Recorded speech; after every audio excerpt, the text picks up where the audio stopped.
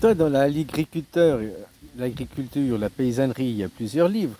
Il y a des livres pour comment faire croître ton arbre, comment qu'il ait une bonne croissance qui donne de beaux fruits. Puis il y a des livres de comment cultiver la terre. Donc tu vois, quand on parle de culture, quelle culture déjà il y a sur la terre, le terroir. Quand vous dites la religion chrétienne, la chrétienté, la France, c'est la terre de la chrétienté, bah c'est faux. Parce que la chrétienté, dans le livre, Jésus, il vient de Israël, là-bas. Donc la chrétienté, ça vient d'où? Ça vient d'Israël, ça vient pas de la France. La culture, la culture chrétienne, c'est une culture qui vient de la terre d'Israël, comme on fait dans le livre. Maintenant, vous dites c'est la terre qui s'approprie la culture, le terroir qui se dit, qui s'approprie les cultures qu'il y a dessus, quoi.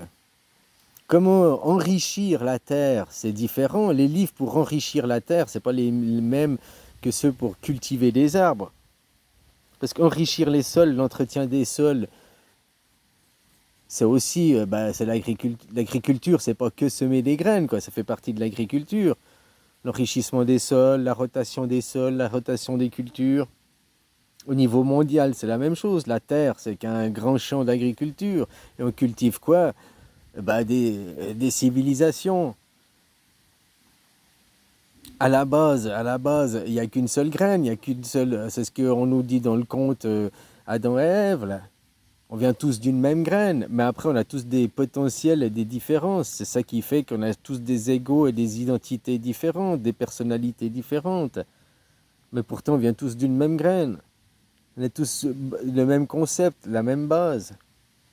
Après, à titre individuel, toi, tu es rattaché à quoi? À la terre, à ta maman ou à ton arbre, à ton papa? Après, toi, de toute façon, à titre individuel, ton corps, c'est ta terre. Et puis ton esprit ou ton âme, on peut dire que c'est ton arbre. Hein? Ou ton âme, c'est ton arbre. Et ton esprit, c'est le fruit qui sera sur l'arbre qui t'appelle le futur. Ou, ah non, c'est l'autre. Certains vont me dire c'est l'inverse. L'arbre, c'est l'esprit et l'âme, c'est le fruit. Enfin, tu as compris, c'est des positions. C'est juste une question de où tu te situes.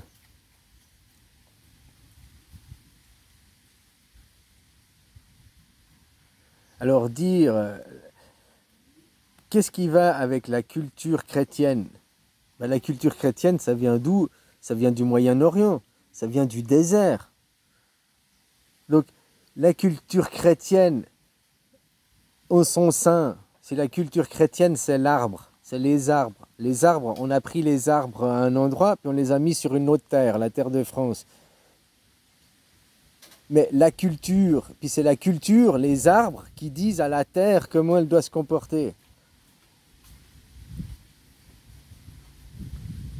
C'est pas faux en fait, parce que les arbres dessus, la culture dessus, sait comment la terre a besoin. Ouais, tu vois. Mais si la terre n'est pas adéquate aux besoins, elle a d'autres, c'est une autre terre. Est-ce que c'est la terre qui va former la culture? La culture restera la culture. Un manguier restera un manguier. Après, ça va déformer peut-être son goût. Il va être plus sucré, moins sucré, plus gros, plus charnu, moins charnu, plus de rendement, moins de rendement. Donc sur une terre, comme tu vois, faire une culture qui vient du désert, puis la mettre sur une culture qui a une terre riche comme la terre de France, qui est une terre riche, peut-être la culture n'est pas propice. Mettre des arbres du désert, tu mets des cocotiers, bananiers, des arbres du désert en France, ça pousse pas, ils vont crever. À moins que tu les mettes sous serre, tu les mettes parce qu'ils n'ont pas les conditions. Le sol, il est peut-être trop riche. Le sol est trop riche parce que c'est le désert, ils ont un sol pauvre. Par contre, la lumière, l'atmosphère, il est riche, quoi. Il y a le soleil en permanence, il n'y a pas le froid, il n'y a pas les saisons. Enfin, il y a le froid dans le désert, chaud-froid, mais ouais, c'est pas le même cycle. Il y a beaucoup plus de luminosité, beaucoup plus de chaleur. Par contre, le sol est pauvre. Mais Le sol est pauvre, mais l'atmosphère est riche. Ah ouais, il y a sûrement des trucs comme ça, quoi. Là, ils se retrouvent dans un sol riche, mais avec une atmosphère pauvre. Ouais, atmosphère, ben ouais, les idées, l'ambiance et tout. Dans le désert, rien n'est retenu, il n'y a que des grains de sable, rien ne se retient, tandis que qu'il y a la forêt, la densité des végétaux, des démons, déjà des mondes.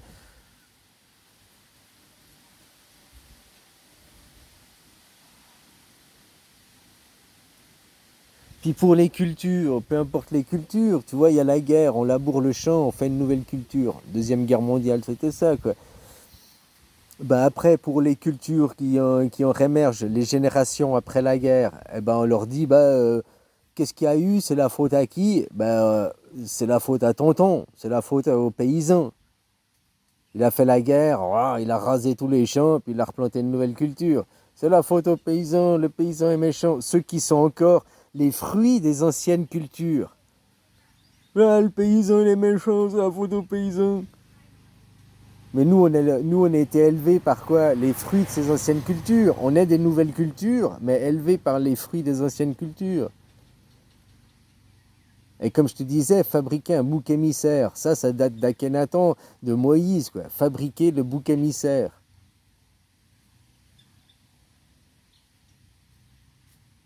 Fabriquer un bouc émissaire, ça sert que,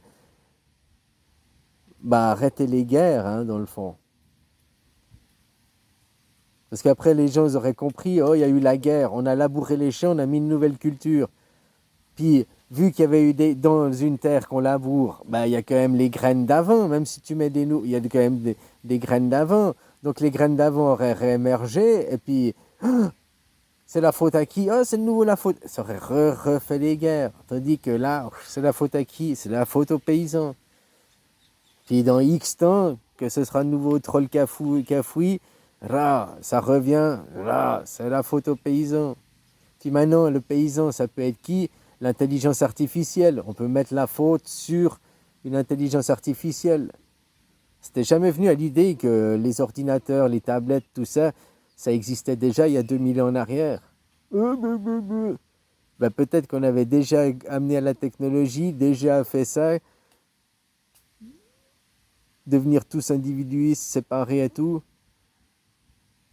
recréer la guerre, quoi.